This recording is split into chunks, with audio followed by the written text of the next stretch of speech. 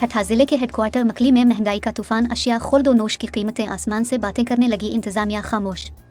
मजीद तफसीलात जानते हैं हमारे नुमाइंदे मिर्जा अकबर हुसैन बेग से। जी अकबर, बताइएगा।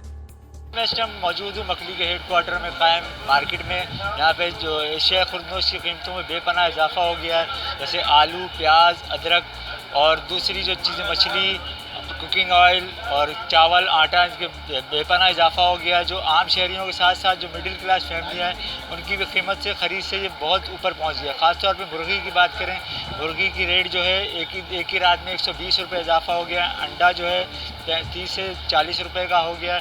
यहाँ पे हमने जब लोगों से बात की, उन लोगों ने कहा कि पहले के जो अफसरान थे वो यहाँ पर छापे ही मारते थे। अब इस मार्केट से बिल्कुल करीब सरकारी अफसरान के दफातर भी हैं और घर भी मौजूद हैं, लेकिन वो यहाँ पे अपने दफ्तर से घर और घर से अब दफ्तर आते हैं, वो यहाँ पर पहुँचते नहीं हैं।